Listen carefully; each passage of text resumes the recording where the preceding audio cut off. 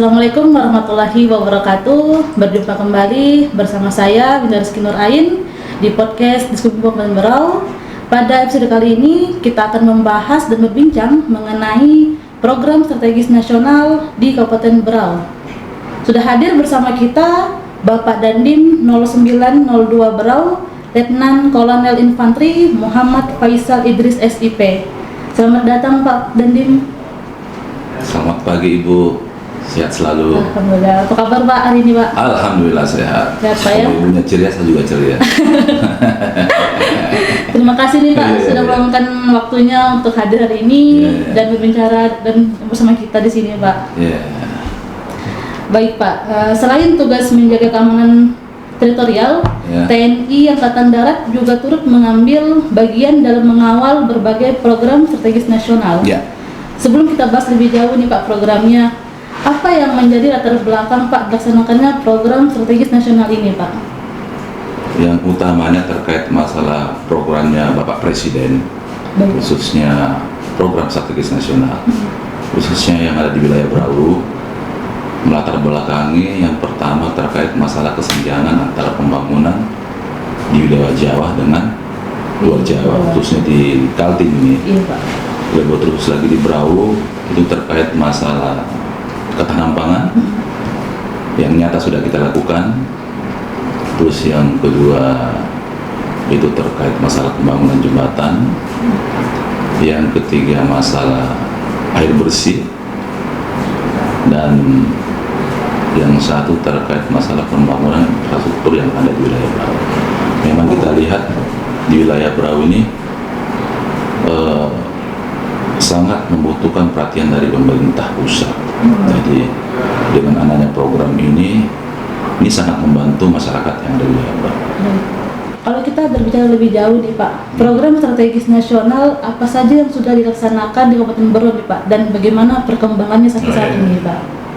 Yang nyata yang sudah kita laksanakan di Berau itu yang pertama terkait masalah cetak sawah rakyat. Cetak sawah rakyat. Khususnya di tahun ini kita lagi progres pembukaan lahan itu totalnya 1.371,5 yang sudah berjalan ini ya. Itu di berbagai wilayah, ada di wilayah pesisir dan sampai dengan wilayah Segah. Itu yang kita lakukan. Sampai dengan sekarang itu progres sudah masuk 30%, sudah berjalan. Terus yang kedua terkait masalah pembangunan jembatan. Sampai dengan sekarang di wilayah Berau ini sudah kita bangun ada 6. Dan itu sangat-sangat membantu masyarakat khususnya ada di wilayah. Anak-anak ke sekolah, masyarakat yang ke sawah, dan mobilitas. Dan itu bisa dipakai untuk mobilitas kendaraan lintas provinsi. Terus yang ketiga terkait masalah air bersih. Memang sampai dengan sekarang kita sudah membuka 6 titik, khususnya di wilayah Labanan dan wilayah Gunung Tabur. Kita buka. Dan alhamdulillah sangat-sangat welcome masyarakat dengan adanya pembangunan air bersih ini. Iya. Seperti itu berarti banyak sudah ya Pak yang sudah berjalan sejauh ini Pak ya. Itu berkat perhatian dari pusat. Dalam hal ini Bapak Presiden memerintahkan kepada pimpinan Angkatan Darat, dalam hal ini Bapak Kasat, dan breakdown ke bawah kepada kami, dan mudah-mudahan kita untuk mensejahterakan masyarakat. Tidak ada atensi yang lain yang kita lakukan selain untuk membantu kesulitan masyarakat yang ada di wilayah, apalagi di Berau ini. Bagaimana perasaannya nih Pak menjadi garda terdepan nih Pak dalam program ini Pak? Kalau tentara ini Bu, ya perintah itu harus kita laksanakan. Pasti kita senang. Senangnya kenapa? Karena kita langsung berkecimpung langsung di bawah dengan masyarakat. Apa kebutuhan masyarakat kecil di bawah? Apa yang harus kita support terkait masalah pembangunan untuk mensejahterakan masyarakat, untuk memutar roda perekonomian. Itulah yang kita lakukan di bawah ini. Nah tadi Pak kita membahas tentang air bersih ya, tadi air bersih. Itu apa yang menjadi Pak alasan dari TNI AD untuk turun tangan langsung memberikan bantuan seperti pembangunan atau perbaikan irigasi nih Pak di masyarakat? terkait masalah air bersih, memang kan kita lihat di Brawi ini sudah ada PDAM. Namun di berbagai wilayah-wilayah pelosok itu masih membutuhkan perhatian terkait masalah air bersih. Disitulah kita muncul, kita datang. Karena kami lihat khusus yang ada di wilayah dengan anggota kami Babinsa turun ke bawah melihat kondisi masyarakat itu masih sangat-sangat membutuhkan air itu, air bersih. Kemudian mengenai irigasi Pak, irigasi yang dibangun juga itu akan membantu untuk bagian pertanian Pak ya, khususnya untuk para petani kita. Nah itu kan masuk dalam ketahanan pangan. Betul. Betul Pak ya. Nah dalam kegiatan tersebut Pak, TNI dan masyarakat seperti apa perannya di lingkungan itu Pak? Oh ya, terkait masalah irigasi itu sudah kita bangun di tahun lalu 2025. Di tahun ini akan kita coba melihat di mana lokasi-lokasi yang membutuhkan terkait lahan irigasi. Karena dengan adanya cetak sawah rakyat ini dia harus sinkron dengan irigasi. Betul. Jangan nanti kita membuka lahan sawah tapi tidak sinkron dengan irigasinya. Sangat-sangat bermanfaat. Dari hasil ketahanan pangan ini kan Pak dia ada produk pertaniannya kan Pak. Nah bagaimana pengelolaannya nanti tuh Pak, dan siapa nantinya yang bakal menerima hasil dari pangan tersebut Pak, pertanian? Oh kembali ke masyarakat sendiri Bu. Kita kan hanya membuka lahan mulai sampai dengan olah lahan. Setelah kita sampai dengan titik olah lahan itu akan diserahkan kepada kelompok-kelompok tani yang ada di wilayah. TNI tidak masuk dalam situ lagi. Intinya TNI hanya membantu masyarakat bagaimana lahan itu bisa siap olah lahan dan akan diserahkan kepada masyarakat. Itu keuntungannya kembali ke masyarakat. Baik. Ya. Nah ini kan Pak untuk ada beberapa kegiatan TNI ini Pak yang sering mungkin kita tahu nih, di media sosial atau di kegiatan sehari-hari di TNI kan Pak.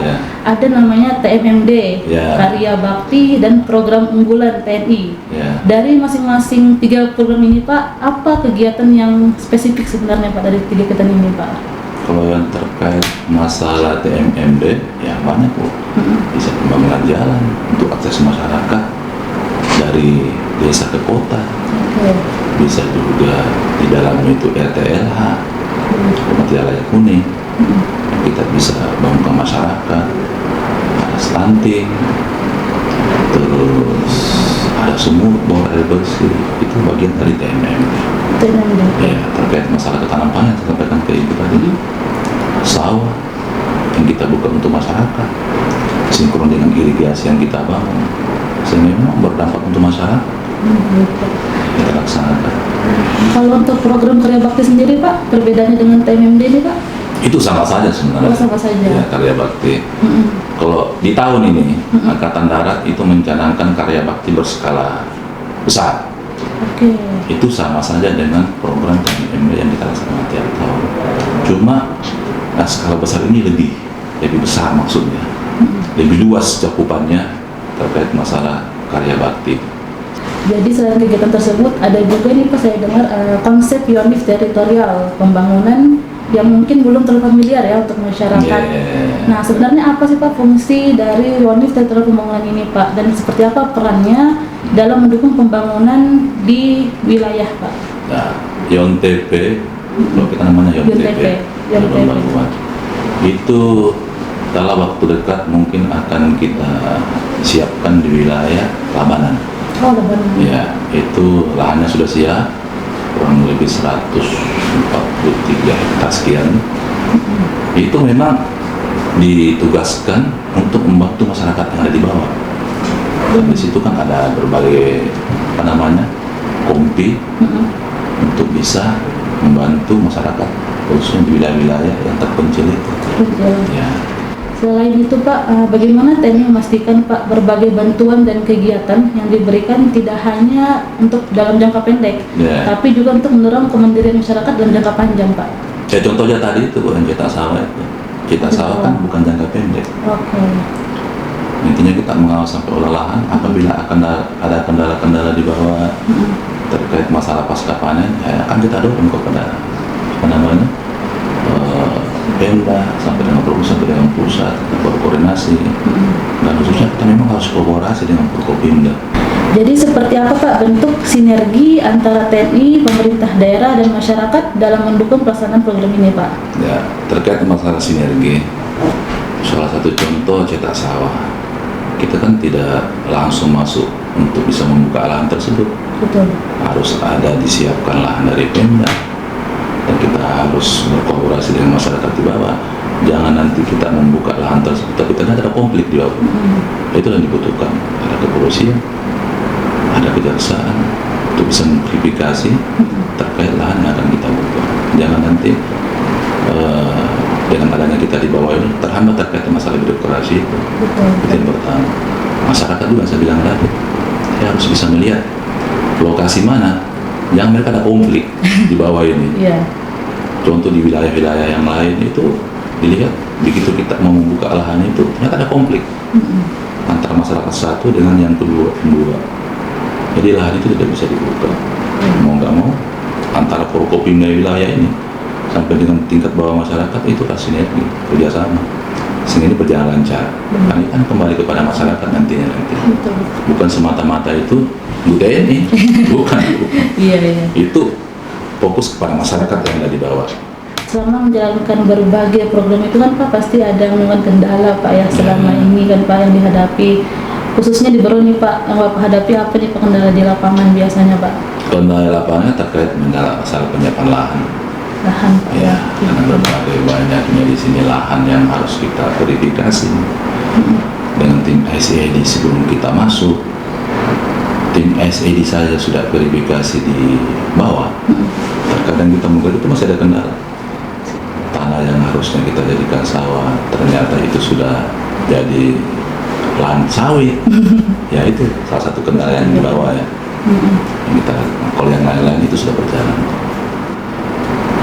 Baik Pak, kita kembali ke topik jembatan tadi Pak. Untuk jembatan ini Pak sudah di wilayah mana saja yang dibangun dan nanti akan dibangun di mana saja Pak untuk di Berau? Di wilayah Berau ini sampai dengan sekarang, khususnya di tahun ini kita sedang membangun 6 titik. 6 titik, baik. Pertama di wilayah Batu Putih itu ada 2 titik. Batu Putih 2 titik. Terus di wilayah Sambaliung ada 1 titik. Di Labanan ada 1 titik, dan yang terakhir di Segah. Ada titik. Berikutnya nanti akan kita membangun ada 13 titik di wilayah-wilayah pesisir dan sampai dengan wilayah nanti di Segah tersebut.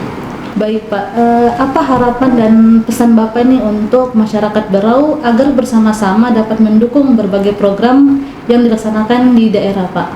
Yang pertama pesan kami pada seluruh masyarakat wilayah Berau, dengan adanya program PSN yang sudah dicanangkan sama Bapak Presiden, kami berharap pada masyarakat Berau apa yang sudah kita bangun itu terus berkelanjutan.